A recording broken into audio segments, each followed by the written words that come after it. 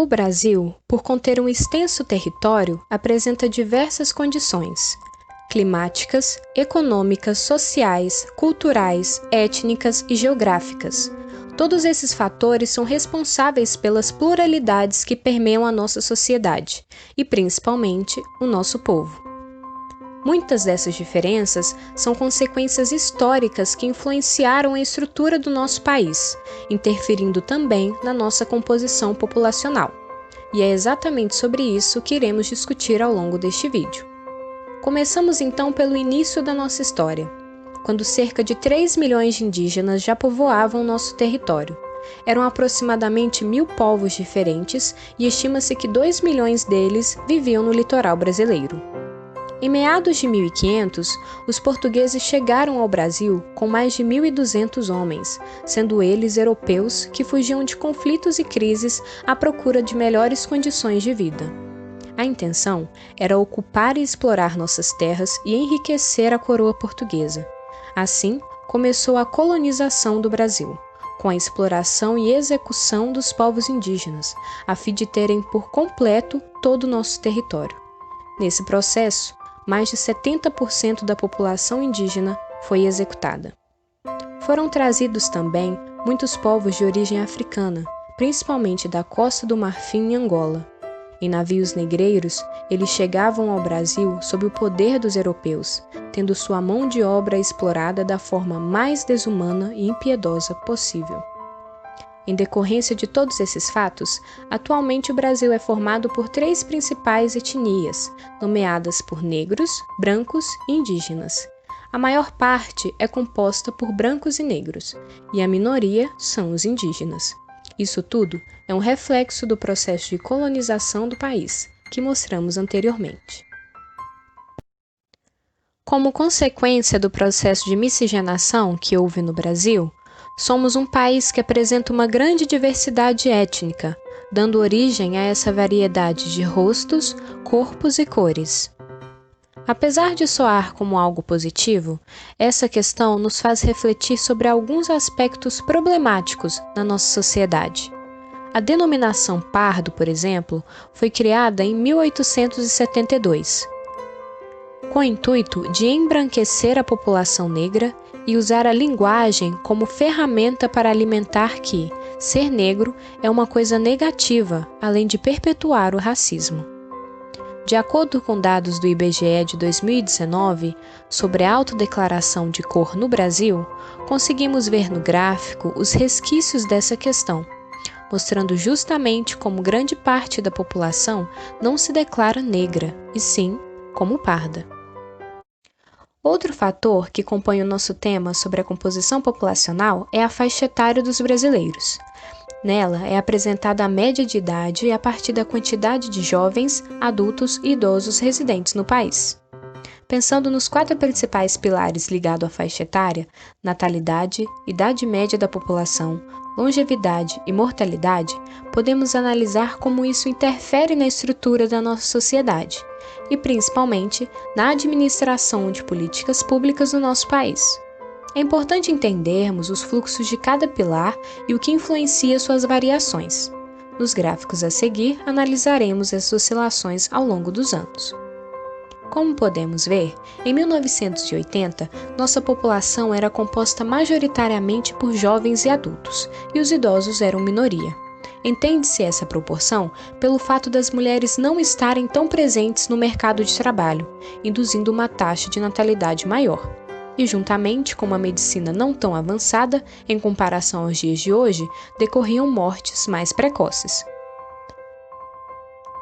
Já pela pirâmide etária de 2015, podemos ver uma base menor e um topo mais largo. Essas mudanças são efeito de um aumento na qualidade de vida e, consequentemente, na expectativa de vida da nossa população. O avanço da medicina e a melhoria no saneamento básico também auxiliam na diminuição da taxa de mortalidade. Estima-se que em 2050 teremos uma base ainda menor e um topo ainda maior, conseguinte dos mesmos fatores sobre a qualidade de vida e longevidade. Deste modo, apontam que o número de idosos nesses anos será maior que a quantidade de crianças, segundo o IBGE. Esse fenômeno de inversão da pirâmide etária é consequência da diminuição da taxa de natalidade devido ao aumento do ingresso das mulheres no mercado de trabalho. O próximo fator que iremos ressaltar é o de gênero. Atualmente, o Brasil ocupa o 5º lugar no mundo em taxas de feminicídio, de acordo com o Alto Comissariado das Nações Unidas para os Direitos Humanos. Esses dados dão a entender que a proporção entre homens e mulheres é diferente de como realmente é, sendo ela composta 51,8% por mulheres e 48,2% por homens. De acordo com o IBGE, as mulheres vivem, em média, 7 anos a mais do que os homens no país. Isso é uma consequência delas desfrutarem de hábitos mais saudáveis que os homens e manterem um acompanhamento médico com mais frequência. Outro agente externo que interfere no fato da população masculina ser menor é o aumento da criminalidade, considerando dentro de 50 mil assassinatos, 90% das vítimas são homens. É interessante pensarmos em alguns fatores ligados ao sexo que afetam diretamente as taxas de natalidade. Como já dito anteriormente, a maior participação das mulheres no mercado de trabalho e a aproximação de sua independência financeira faz com que elas optem por terem filhos cada vez mais tarde, ou não ter, focando na carreira de trabalho.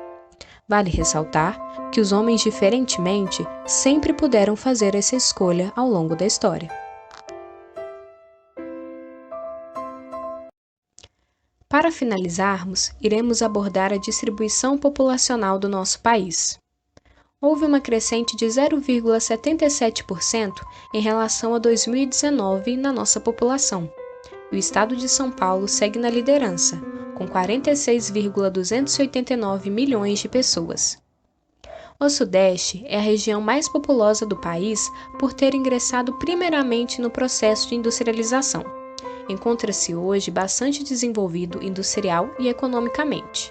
O surgimento da indústria no Sudeste foi primordial para a urbanização e a concentração populacional na região, pois se tornou uma área de atração para trabalhadores de diversos pontos do país.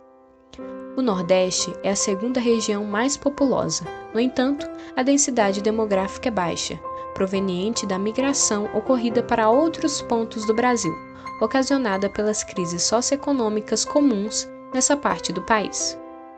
Em relação à densidade demográfica, a região sul ocupa o 2º lugar. As causas dessa concentração devem-se principalmente pelo fato da região ser composta por apenas 3 estados e pela riqueza contida neles, o que proporciona um elevado índice de urbanização. A partir de 1980, a população da região norte obteve um bom nível de crescimento vegetativo, porém, o número de habitantes ainda é modesto. Atualmente, a população dessa região é composta por 15 milhões de habitantes, respondendo por apenas 8% do povo brasileiro. Entretanto, sua população está distribuída em uma gigantesca extensão territorial. O Centro-Oeste ocupa o 4º lugar quando se trata de população relativa. Isso é provocado pelo tipo de atividade econômica vinculada à agropecuária e que requer pouca mão de obra.